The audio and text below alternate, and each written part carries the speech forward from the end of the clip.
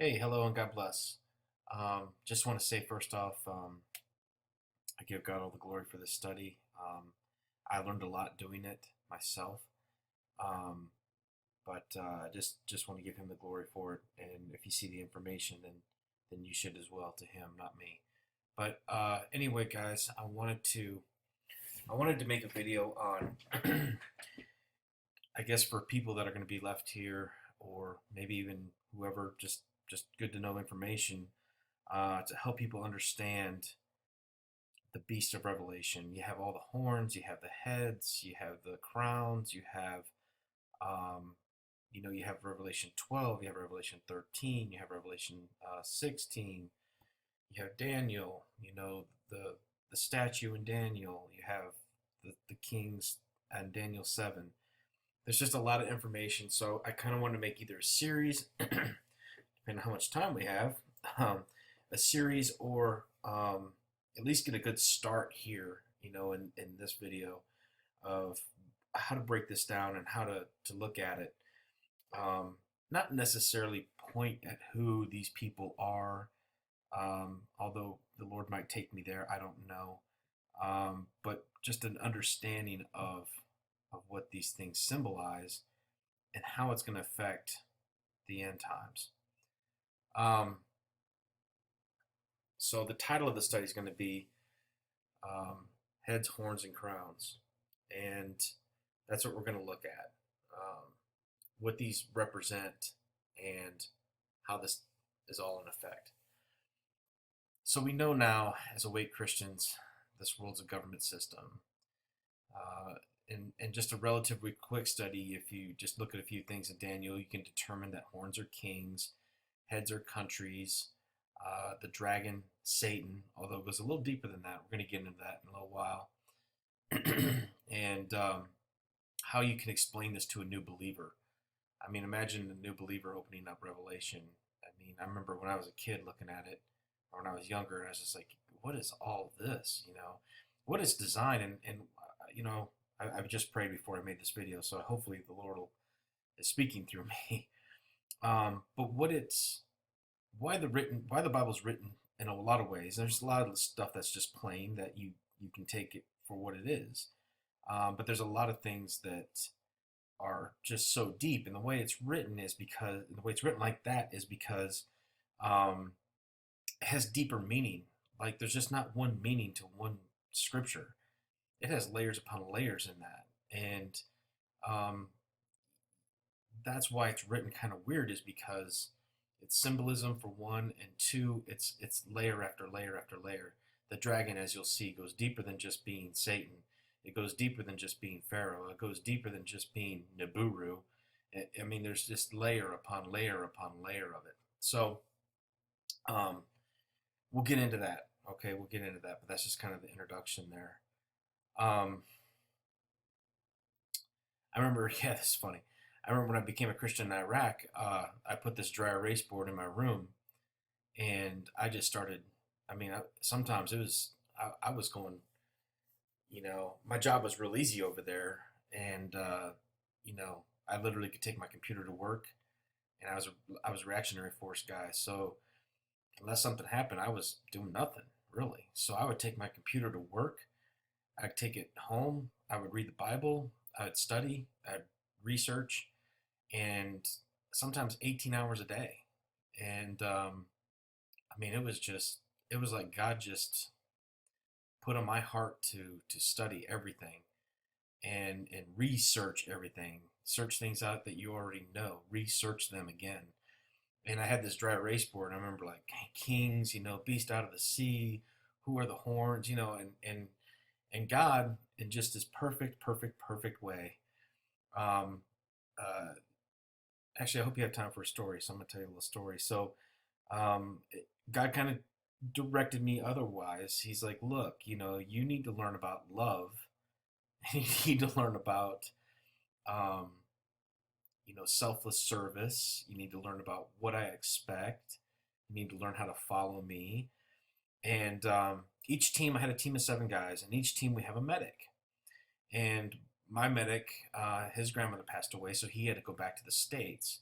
Well, they picked a medic from Baghdad, the actual embassy. I was on a little airfield, so they picked this medic to come to be on our team, and I noticed him reading the Bible, and I was like, "Hey, and his name was Sean." I was like, "Hey, Sean, you a believer?" And he's like, "Oh yeah, absolutely." I was like, "Dude, I'd really like to do Bible study with you if you want. The Lord has shown me a lot of things, and I'm just trying to share and compare notes." And he was actually a little hesitant at first because he's like, every time I started a Bible study, people get their people get angry with each other, and it ends up being bad, and Satan gets in it. And I really, he goes, if we can promise each other that we won't do that, then let's do it. I was like, absolutely, no pride, you know, laid out. Well, Sean, so it's just amazing how God had, that woman passed away, the medic had to leave. He put this guy in my life at the perfect time, and we started a Bible study that grew from 2 to 4 to like 15 to 20 at the most, I think, when I left. And it was just really, really wonderful. And God used Sean because Sean was very well knowledged with the writings of Paul. And that's how God jump started me into um, you need to know this first, just like, how can I tell you heavenly things when you don't believe earthly things? That's kind of why that's there, is because God used Sean to show me, to be a servant of Christ first before he would show me any of this other stuff. So, yeah, just perfect timing for that guy to come into my life, and I can't wait to see him someday. But anyway, so that's where we're at, and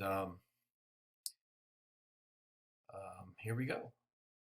So yeah, I'm sure the Lord appreciated my enthusiasm, but He's got a process, and His process is different for other people. My interest is the weird, the aliens, all this stuff. And then as a kid, that's how I grew up. I was like, I'm not interested in learning, to put a vowel before a preposition, phrase, whatever. Who cares? I was interested in what's going on. Why is all this stuff? Why are people seeing these things? Obviously not everyone's lying, about UFOs and stuff. So why is there not more about it?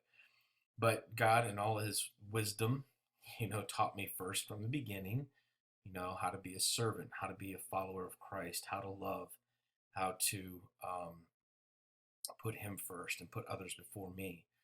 Um, so that's the process, and then I got into the weird stuff, that the Bible, the weird truth is stranger than fiction. Anyway, so the books Daniel, Revelation, they go together, and you got to kind of read them almost simultaneously. Read a portion here, then study in Daniel, then look. And it's all about Daniel's all about the DNA, the manipulation, the last kingdom. Revelation's all about the sequence of not really sequence of events, but I guess maybe partially sequence, but to also paint a picture of what's to come uh, with these kingdoms and what to expect. This kind of gets into the process and also the manipulation of the flesh and the metal, which is going to be coming. Um,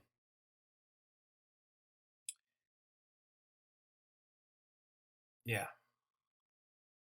So Daniel shows the past kingdoms and how yeah, exactly, how the past kingdoms influence the new kingdom that's coming. And in Revelation, will show these kingdoms how they will operate in the last days. So let's start by laying some groundwork. Okay. So Daniel 7, 223, the 10 horns out of this kingdom are 10 kings. So right off the bat, God gives us one. Not too hard to figure that one out. And another will arise after them, and he shall be diverse. He shall be from the first, and from the first, and he shall subdue 3 kings. Now, from the first right here, you see, and I just noticed this. I believe this comes from the first kingdom, which was Egypt, and we all know that Barack Obama, there's rumors of him of Akhenaten and being the pharaoh and everything else, and that was the first harsh rule over the Israelites, God's people. So we get one right away. The horns are kings, and diverse means change. So we know his platform was change that we can believe in. Um, Now let's talk about the heads. The seven heads are seven mountains which the woman sitteth. And there are seven kings, five are fallen, one is yet not to come, and when he come, he must continue for a short space. Don't worry about the rest of the verse. We're getting on just terms right now. So we have the seven heads or the seven mountains. Okay, in Jeremiah, when God is addressing Babylon, he says something very interesting. He calls it a destroying mountain. All right, so which destroys all the earth. So he's addressing Babylon and he's calling it a destroying mountain. Um, Another interesting turn here is remember the stone that was cut without hands that hits the feet of the statue and becomes a great mountain that fills the earth. This is God's kingdom. Okay, let me pull up a picture of it for you. Okay, here is the statue, the feet of clay, the legs of iron, and here comes the stone cut without hands, which of course is going to be, I believe, an asteroid. Um, so that mountain, or becomes a great mountain that fills the earth. Okay, this is God's kingdom. Okay, it's also, remember we said the representation. Okay, this is God's kingdom. Mountains are heads of nations. Furthermore, the horns in Daniel spring up from the heads. All right, so we have that.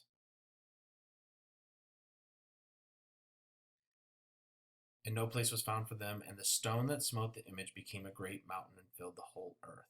Okay.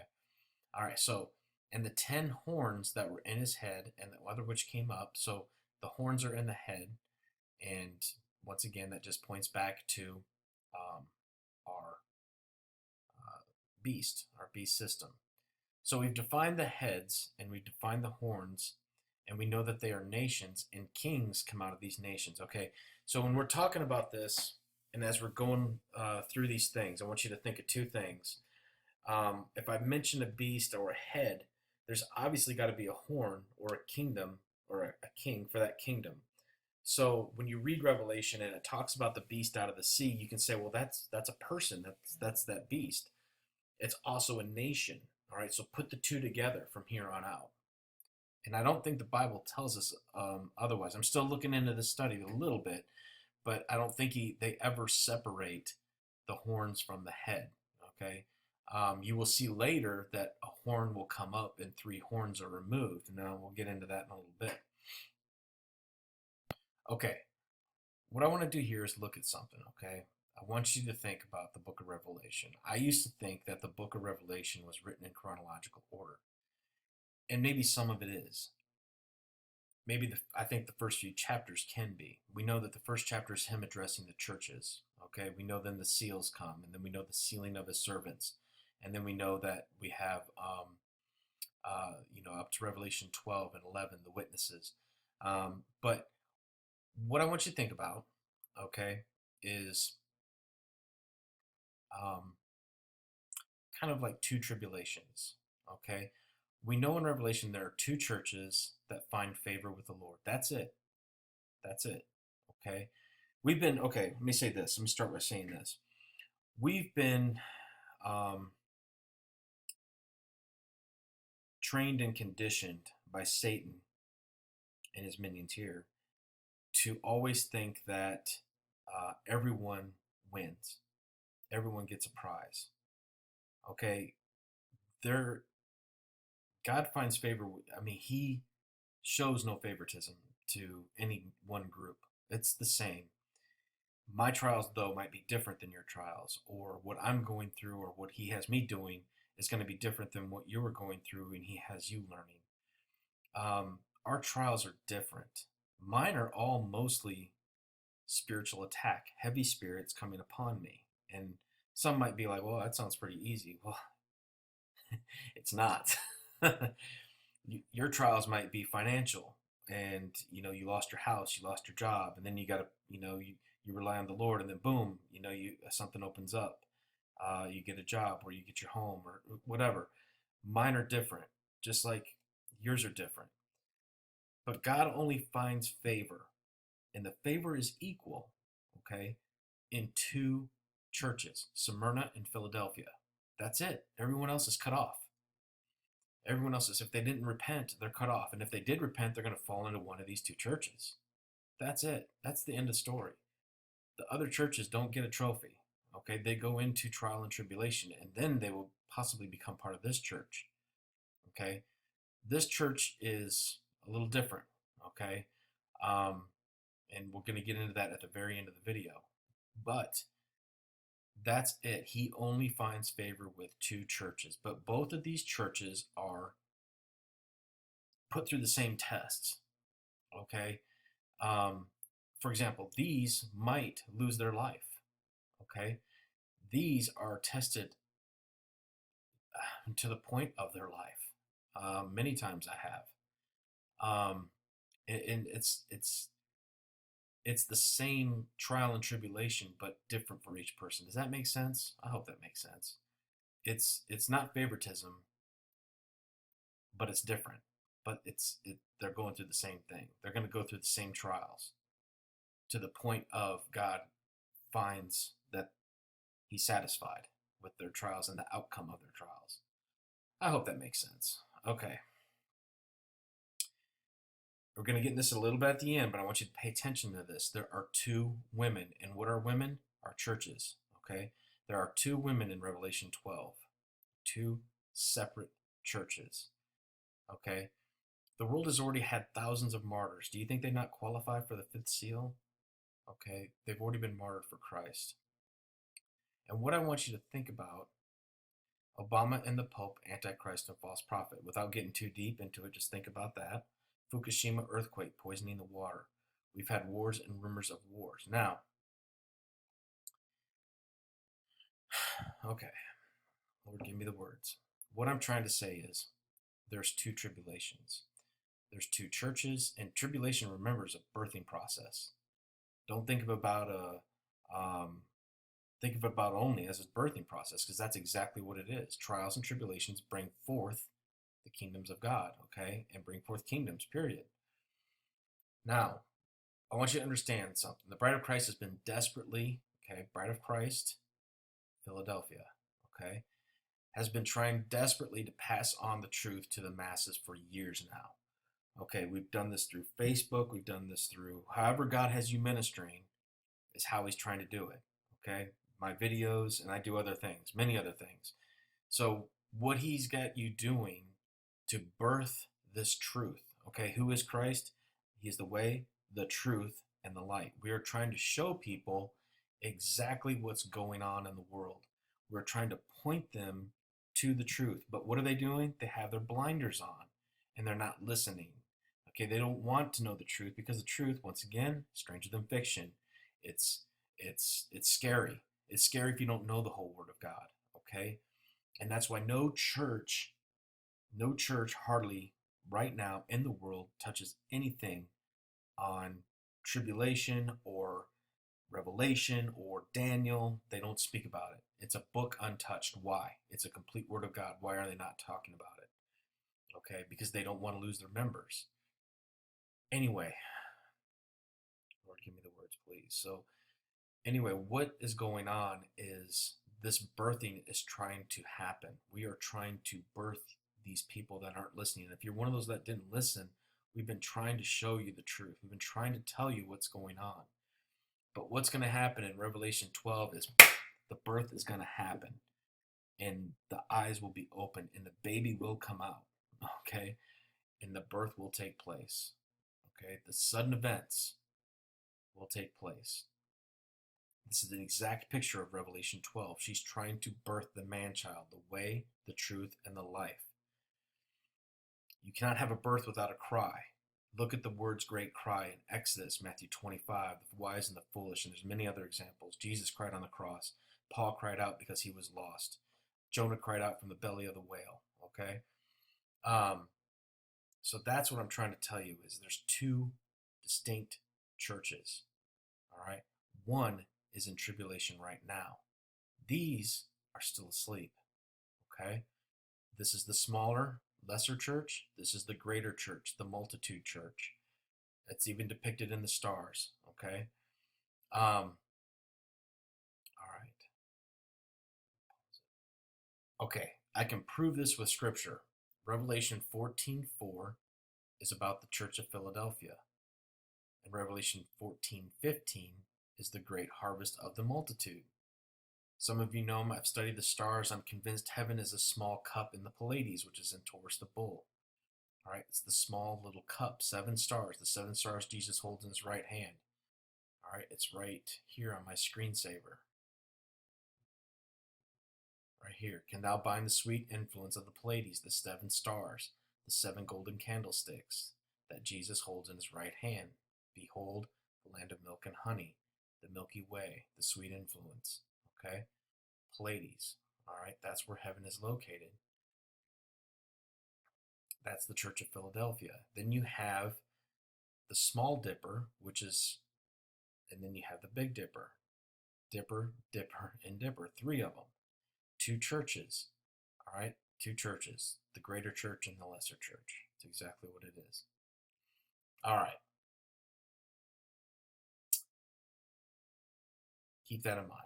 The very first place we see anything resembling a beast is discussed in Revelation 12. A couple things different about this beast. The horns have crowns, and the beast itself is a dragon. Keep these things in mind as we'll come back to them. Okay? So we have a great red dragon having 7 heads, 10 horns, 7 crowns. 3 crowns are missing on the horns. Okay? So there's our count, 7, 10, and 7. If we go to Revelation 13, the next chapter, okay, he stood upon the sand of the sea and saw a beast right out of the sea, having 7 heads, 10 horns, 10 crowns. And on his heads was named with blasphemy. The dragon gave him his power and his seat and great authority. 7, 10, 10. Okay, just keep this in the back of your mind for right now.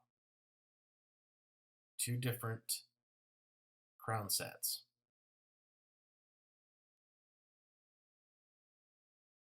Okay. 7 heads are the 7 mountains, which the woman sitteth. Okay, we know those are the nations, the multitudes. Okay, the 7 mountains. Now, this is the angel talking to John in his real time, trying to put things so that he can see them in perspective.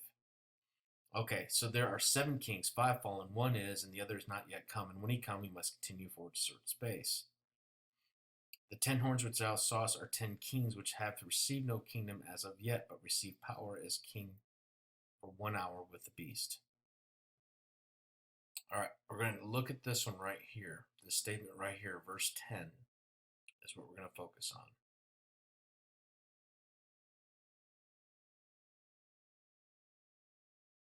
They will hate the whore. Obviously, we talked about this, and if you watch the other Babylon study about Mystery Babylon, we know that the whore is the Roman Catholic Church. They're going to hate the whore and give their kingdom unto the beast, okay? We're going to talk about this in a little bit, okay, why they hate her, okay? All right, so with all this going on, what do we have? So keep these things in mind, put them in the back of your mind. Don't get too overwhelmed yet. We're going to break all these things down, okay? Daniel gives us a wonderful blueprint of who these nations are, okay?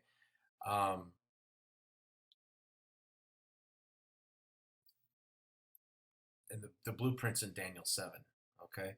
Now, if you want, go to the Groks, okay? You can go to his channel and watch his video on the Magnificent 7.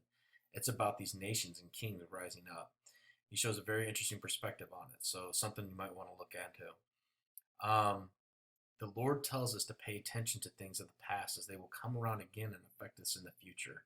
And that's the verse reference there, 46, Isaiah 46, 9:11. So our first clues are going to go to Daniel 7, and we can see the blueprint. And it also gives us a clue how these future horns will come into power. They come out of the earth and sea. Now, I've talked about this in several videos. Earth meaning human, sea meaning something else weird going on. And what I mean that is when you look at the Great Sea in the Bible, it's the Mediterranean. If you look at the etymology of the Mediterranean, it's Medai Terra, which means middle of the earth. These are cloned kings, essentially. Several other studies on it. I'm not going to go too deep into it here. But these are cloned kings. And, of course, Obama's one of them. strange characteristics about them that makes them different from their leaders. Okay, we talked about the lion, we talked about the bear. We have a leopard. We also have 4 heads on the leopard. Okay, and then we have a 4th beast, which is the iron and clay kingdom and king. All right, so we have 7 heads here. Now, how do we find out who these are? Let's take a look.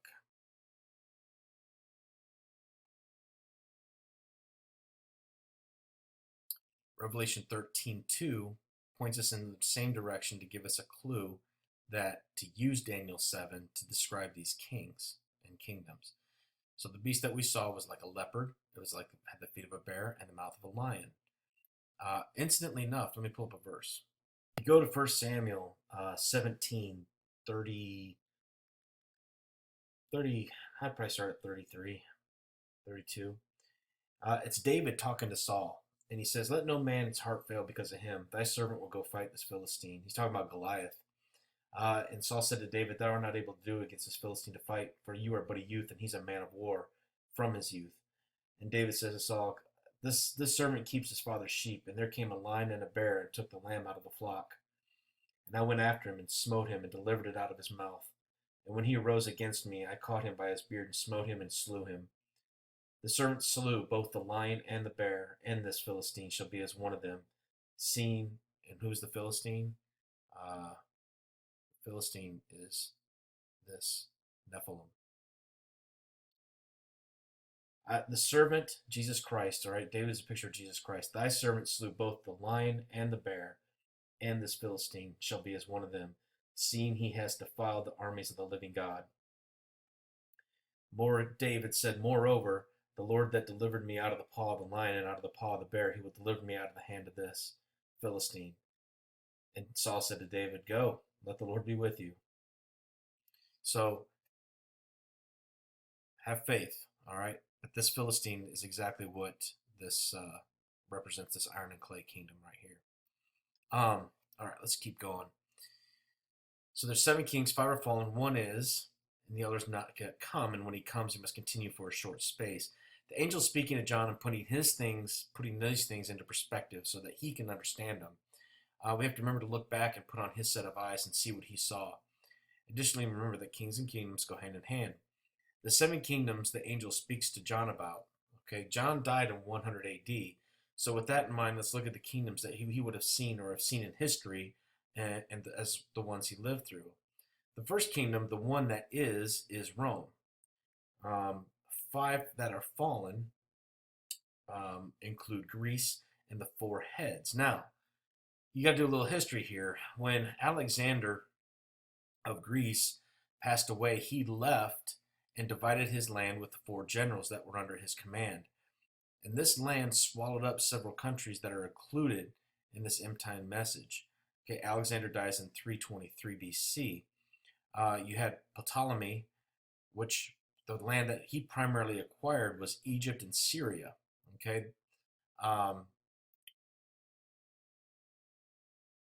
which is in Syria, it kind of is a wild card because it's disputed land as Israel sees it's theirs. But once again, the primary land was Egypt. Okay, so at this point, Syria could be up for grabs. You had General Seleucid. He acquired most of Persia, Saudi Arabia, and Iraq. The primary country here that stands out in this end time scenario would be Iran. Saudi Arabia is also another kind of a wild card, as you have Iran kind of going against Saudi Arabia. We get our oil from Saudi Arabia, so Iran's kind of in conflict with Saudi Arabia.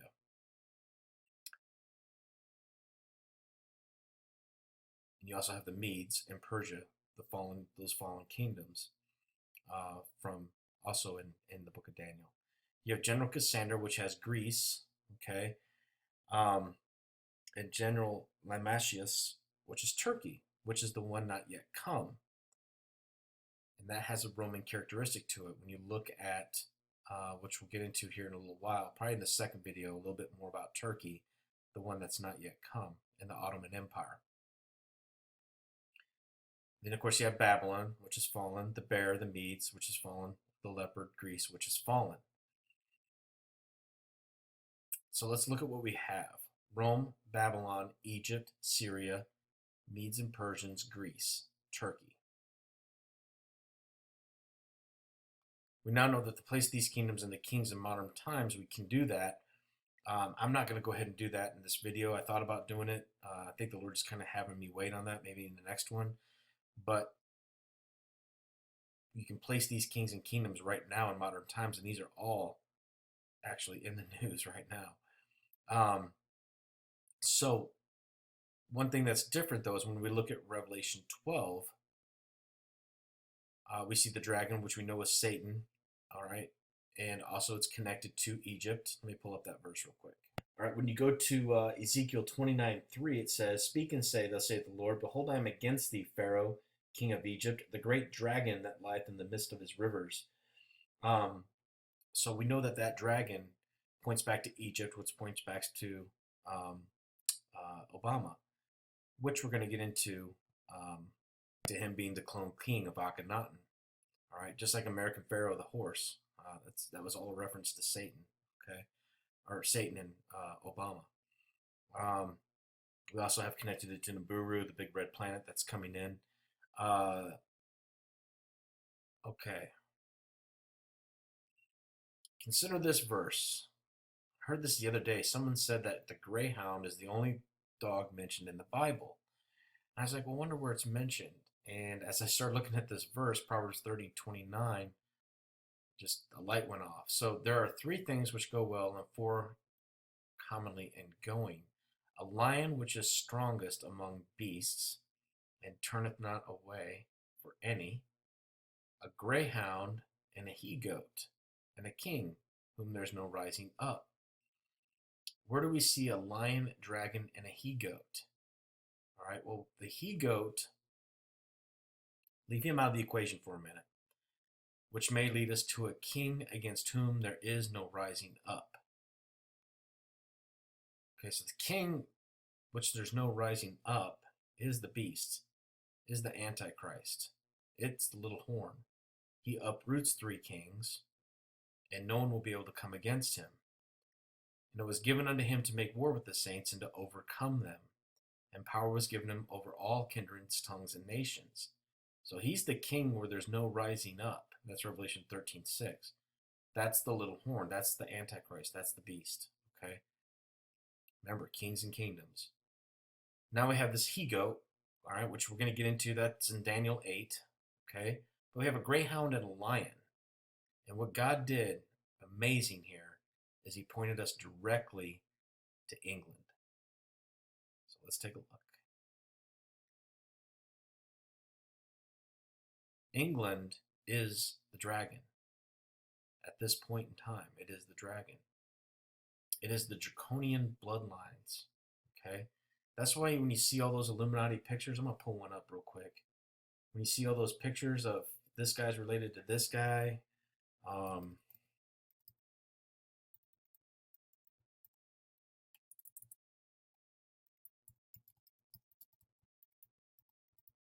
it's all of the seed of Satan.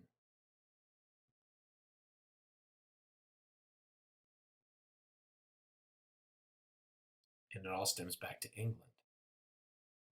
That's where you get pictures like this. Okay, even like Vlad, that's not a clear one. That's a little better. Okay, they're all connected. Putin's related to Vlad. Okay, these are all connected together. Even Hollywood, they're all in it. Okay, it's all part of the draconian bloodlines. Okay, I'm not. You can spend months probably looking at this. I'm just scratching the surface, but I will tell you a good place to look is called "The Antichrist and a Cup of Tea."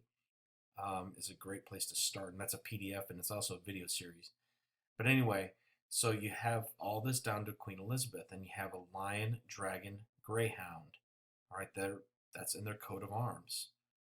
All right, here's Henry the Seventh, which is in the direct line of Queen Elizabeth, with a greyhound and a dragon on their crest. And then you have the dragon and the lion. All right, these all change. They hide their identities. Okay, they all change. but they have to disclose some of this, you know. Um, but the lion and the greyhound and the he goat also points us directly to who and where the Antichrist will come from.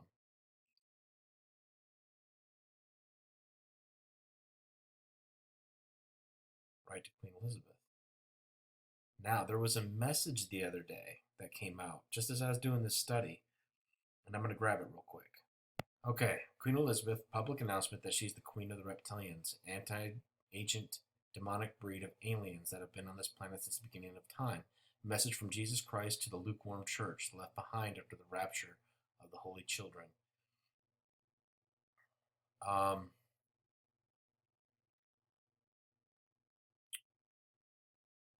this is a message from the throne of the living God and a message to the children of God who will not be qualified to be part of the bride of Christ because as though they profess with their mouths that they love Christ, they do not take the time to truly prepare for the wedding supper of the Lamb.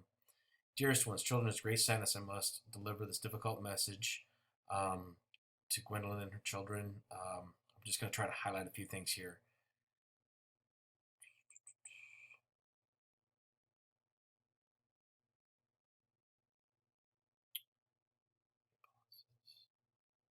About the internet demon, alien, reptilian agenda that is taking place on your planet. Children, there have been demon, alien, reptilians living among your planet since the beginning of time. They've been here secretly, disguised as human due to their advanced technological advances. They have learned from their ancestors in heaven. They're able to disguise their appearance by drinking an untainted blood from innocent humans. This is why abortion is such a legal thing, all right? Because they take that blood. They thrive in the blood. They're the youngest of my children. Have created many industries to keep a uh, fresh supply of plasma and other blood products to help prevent these fallen ones from returning to their original shapes. The Red Cross, biggest one. Okay, they have blood banks, and tissue resource centers to help them have a constant supply of human blood. Um, Fetal stem cell programs. Okay, this is, I'm not going to read this whole thing due to time, but um, this is Jesus Christ telling us that these things are existing. They exist here. They are here, and eventually they're going to come out. Here's um, the link here for you to look at. Very good video. Okay. Anyway, so that is the dragon as well as the other, Satan, Obama. Like I said, it's a topic that can go in very, very great depth in the draconian bloodlines of England. I simply don't have the time to put in all the ancestry and the royal bloodlines. This is where you see world leaders and even some Hollywood related presidents because it's all one giant serpent family tree. All right. They are not the sons of David. And we're going to get into that here. They're going to claim that they are David of descent. All right. They're not. They're sons of Cain. They're sons of Dan. They are the enemy Satan seed. Okay. Um, Antichrist in a Cup of Tea. That's what I just mentioned. It's a great series. It's a little outdated, but it's very good. England at some point will claim to be the descendants of King David of Israel, and they have cherry picked a few verses to support their claim. I imagine Prince Harry or William will be the false Christ that will rise again. Remember, two churches, two Antichrist, two sets of tribulations. Okay, not sure if I would go so far as to say that they will be the little horn, but I would definitely keep my eyes on them. And this is from the Antichrist of Cup of Tea. Consequently, as would expected from the British monarchy's claim to be supposed of Devatic descent, uh, they purport the plot of establishment in a worldwide Masonic kingdom. All right, it's going to be the Masonic kingdom with an international church underneath the King of the Jews, which will be the Pope. And this is their little cherry picked verse that they will use, uh, talking about the lion and where's it at here? Right here. God brought him forth out of Egypt. He hath as it were the strength of a unicorn. He shall eat up the nations and his enemies, and he shall break their bones and pierce them through with arrows. He crouched and lay down as a lion, as a great lion. Who shall stir him up? Blessed is he that blesseth thee, and curse he that curseth thee. This, if you look at their coat of arms, they have a unicorn on their coat of arms as well with the lion. All right, but that unicorn is the beast. Okay, it is not David. It is not, and I'm gonna pull it up. And this is what the Antichrist and the cup of tea goes into. This is the unicorn that they're talking about in that verse in the lion. But this unicorn is chained. Okay, this unicorn is chained. This is the beast. This is the beast rising. The little horn. Okay, rising. All right. Notice he's chained to the earth. Okay. Um, you also have the thistles that are coming up. All right, that's from the cursed ground. And he goes into all this. He goes into these lions, the harp, everything. So something definitely to look at if you're interested in this. But what does God say about them? All right, this Masonic kingdom, all right, is the kingdom of Satan. It's not the kingdom of God. Behold, I will make them a synagogue of Satan. That's what they are, the Masons, which say they are Jews, but do lie. I will make them come and worship before your feet. Know that I have loved you. Okay, let's take a look at the fourth kingdom, which is diverse from all the others before it. It is the iron and clay kingdom. I personally call this the kingdom of abominations. It's going to be a kingdom of man and machine. If you've watched the Mark of the Beast video, then you know the mark will contain iron and the significance of what iron really is. This kingdom um, will have iron and clay, but it's going to go much deeper than that. Picture cataclysmic events, earthquakes, bombs, war, tsunamis, just to name a few. People will survive some of these events, but they were going to lose their limbs, which will require prosthetic for them to be able to function. What they're going to try to do is make a better you, okay, using technology. By making the prosthetic extension an attempt to improve over what God has made. All right, and I'm going to play a little video for you here in a minute to show you some of this. So it's going to be a mingling of technology of flesh. They've already used the wars to jumpstart this technology, okay? All the IEDs and everything, and the soldiers coming back with limbs that are missing, right? It's really jump-started the prosthesis technology. Look at all the games that are coming out now. A lot of them are man and machines combined, warring against each other. All right, the fallen angels have conditioned us to love technology.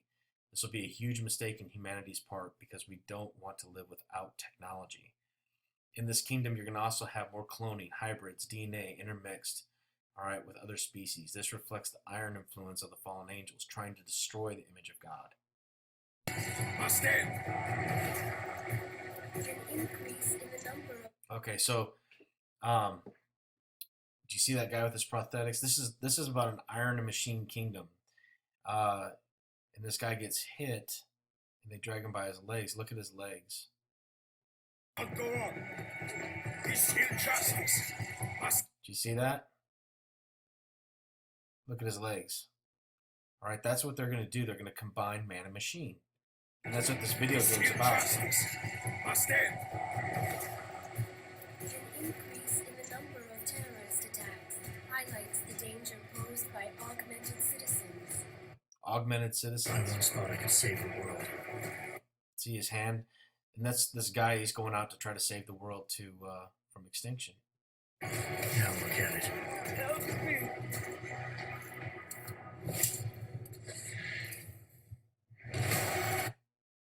And let's see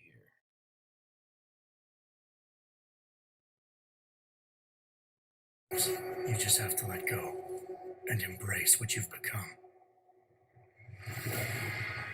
They've worked from the shadows for years, shaping the future, manipulating lives, controlling information. Innocents have died as they play their game. We will not sit idly by and allow our rights to be eroded out of fear. Anyway, you see all the machines and man connected. It's pretty gross. But they have like weapons in their arms. I mean, that's what the fallen will provide. The man and machine. Okay. Keep going here. Fourth beast, exceedingly strong, iron teeth, devoured and broken to pieces. There's a lot more here than what I'm going to be covering, but like you had the feet of the bear, so you had the feet of Medes, the Russians stamping the residue with the feet. You had the mouth of a lion, which has iron teeth. So, maybe in the next video I'll break that down a little bit further. And this is the iron and clay kingdom, just as we discussed. The statue. Mingle themselves with the seed of men. This kingdom will have also the same setup as Rome. It'll be like the book of Acts, essentially. Christian persecution and harsh rule will abound, just like the legs of iron in the statue. So we have iron and clay mingled here. The legs of iron in the statue represented Roman Empire, the East and West. The 10 toes of the feet represent the 10 kings. 3 will be uprooted. Babylon will be no more. Okay, a lot of people like to think that it's going to be a new Babylon rising. It's not going to be a new Babylon. Okay, it's going to be a new Rome. And I say that confidently because Babylon was used to open the veil. All right, that's its whole purpose. Babylon was here to open the veil. Now at this point, the veil will have already been torn and the spiritual will manifest. A new Rome will have emerged. Satan will use Rome as the vehicle to pursue Christians and Jews. They have this power and authority because of their weaponry. Okay, iron is used for control to instill fear, just like it did back in the day during Acts.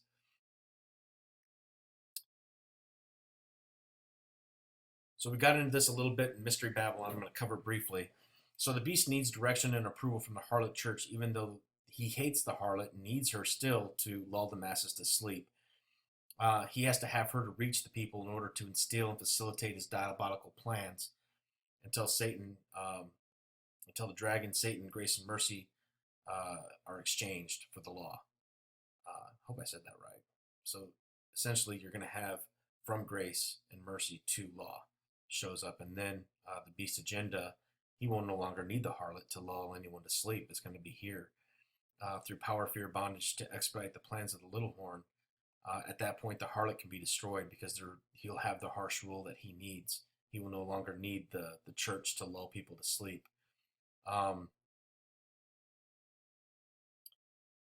Okay, so let's look at something here real quick. So this is Satan getting cast down to earth, and the dragon I saw was cast to the earth, and he persecuted the one which brought forth the man-child.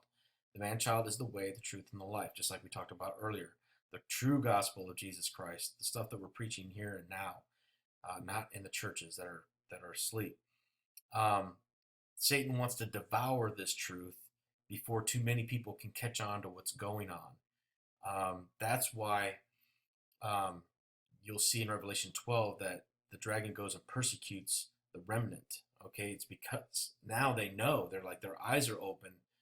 The cataclysmic events have taken place, and they're like, oh my gosh, what the bride was saying the whole time was right. Okay, and it'll be here and unfortunately be in their face. Why is there a difference between the beast 12 and 13? In Revelation 12, you see that 1/3 of the stars are cast to the earth. Okay, this is going along with the day of the Lord. Revelation 12 and the sixth seal, I believe, are simultaneous events. Okay, Revelation 6:13 of Revelation 6:13, the stars being cast to the earth, and the stars of heaven fell from the earth, even as a fig tree casts her untimely figs. Just like we see here, that his tail swept 1/3 of the stars with him. So you have the sixth seal and Revelation 12, I think, are going on simultaneously. And this also goes along with Daniel 12. Okay. This is the day I call separation, the day of separation. The woman in this chapter is really 2 women. Okay. And in Revelation 12, there are 2 women. You can see the differences. Okay. But let's take a look and see what they are. We know there are 2 churches, Philadelphia and Smyrna. In Revelation 14, 2 distinct churches. Revelation 14:4, Revelation 14:15. One woman flees to the wilderness, a place prepared for by God, where she is fed 1260 days. That's verse 6. The other woman flies with the wings of a great eagle to her place, where she is nourished for time, and half a time. If you do a word study on this time, and half a time, it's outside the constraints of time. Because when the 6th seal is open, the heavens roll up like a scroll.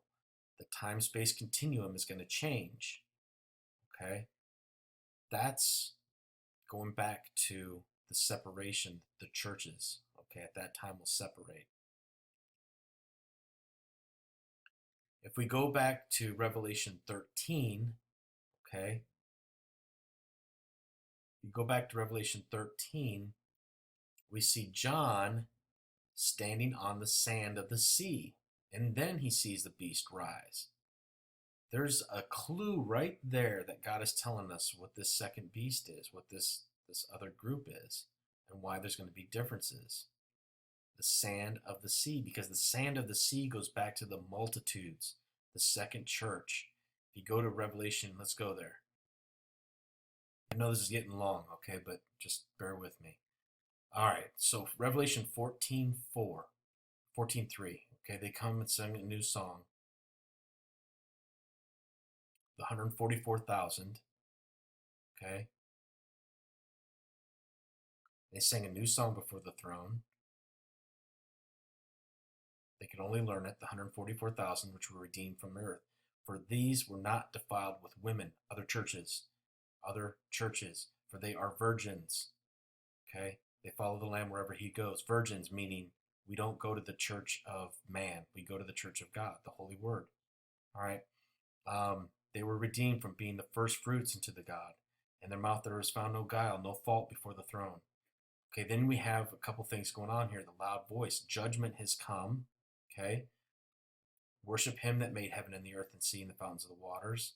Babylon will fall. Okay, the great city. And the third angel followed, said, if any man worship the beast, take this mark. Okay, so this angel is warning everyone, do not take the mark of the beast. Okay, and it goes on, talks about those that do take it will have no rest day or night. Patience of this, be patient. Okay, if you're in the second church, be patient. Follow the commandments of God. Follow in faith of Jesus Christ. And then comes the next harvest. Second, right here, Revelation 15.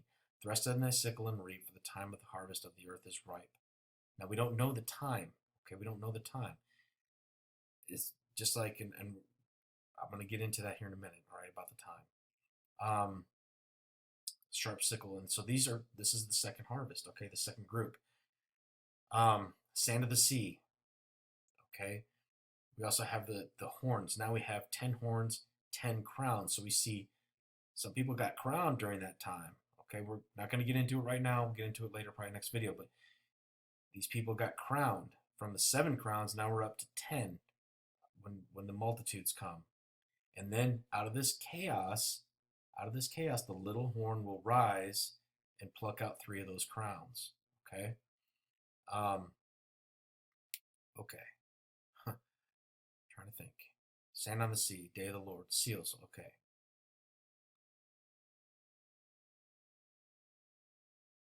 Right here. These shall make war with the Lamb, and the Lamb shall overcome them. He is Lord, King of kings.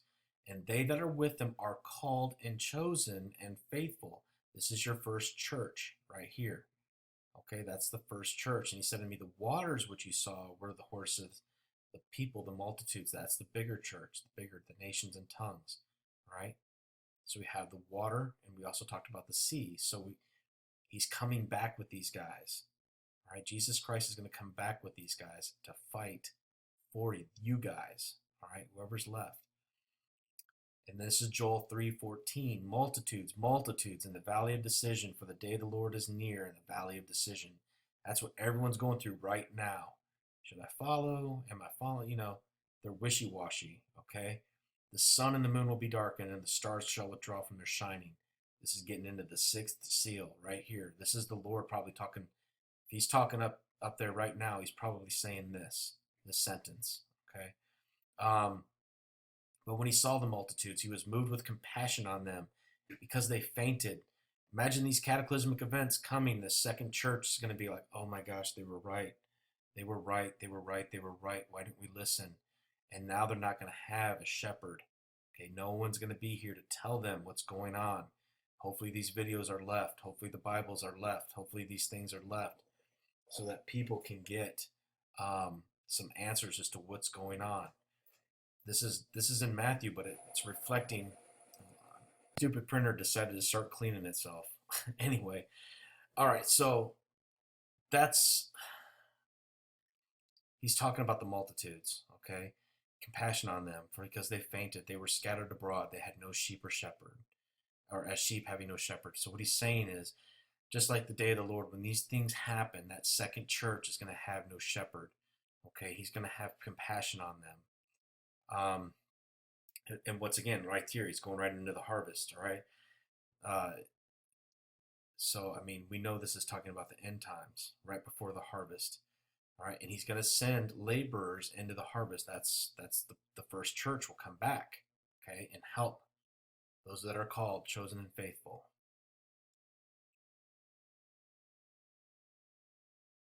Here's another reference to the sand being multitudes, as many as the stars in the sky in a multitude, and as the sand by the sea. All right, that's exactly what John is seeing. He's standing on the sea, seeing the second beast come into formation. All right, now the Antichrist hasn't come on the scene yet because we still have 10 crowns. When he comes on the scene, those are going to be pushed out, those three.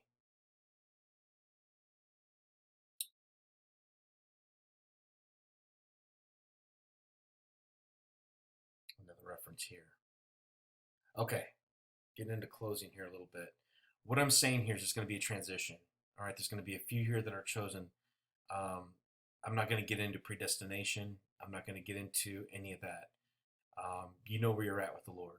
Okay. I'm going to say a couple things though. We all have had the same opportunities. We've all had the same decisions.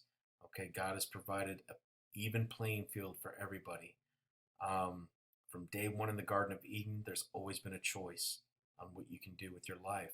Okay. Um, if you find yourself in that second church, heaven is real. God is real. He loves you. Okay. He will take care of you. He will provide for you. You have to rely on him. Okay. Um, time as we know it is going to change. The veil is going to be torn. Babylon's job is to tear the veil. They built the tower, just like in the ancient days. They're messing with CERN, trying to open the veil. That's the whole purpose of Babylon, I think. Um, time is not going to be like it was. Okay, the Lord's not going to hold you a second here longer than necessary. There are visions and people that I've heard will help these people and get them to safe places, okay, where they can learn and grow and have a relationship with Christ, okay? He is going to come for you. I don't know when, I don't know how, but he will come for you. All right, um, you have to have faith. God told David one time after he sinned. I found this when I did the study on 3 days of darkness. God told me this. I really felt in my spirit. I'm going to put it here. I really felt in my spirit that God said 3 years for some, 3 days for others. Time is going to change. I don't know how. I don't know if that's accurate, but that's what I heard in my spirit. When I asked for confirmation, I began to look, and this is what I found. God came to David and said, I offer you 3 things. Choose one of them so I may do it to you. 7 years of famine, 3 months before your enemies, or 3 days of pestilence. That's a pretty interesting statement. Is God going to offer the same things to that multitude church? I don't know. Okay, but what I do know is time is going to change. That's definitely going to happen. We will come back. We will win. Okay, um, this isn't going to be for long. God's not going to allow it for long. Okay, it's going to be a short space for this. He will empower his bride. All right, a lot of us know who we are. Okay, um, and we will come back and we will fight. In fact, I think that the time and half a time could be almost immediate. Outside of time, meaning where we're at is going to be longer, but it's going to be like we never left. It's almost going to be like a couple minutes. You were only gone for a couple minutes and you came back. But anyway, that's just something I felt in my spirit. But anyway, God bless you all and take care and love one another and love your Lord God with all your heart, mind, and soul and everything that you are.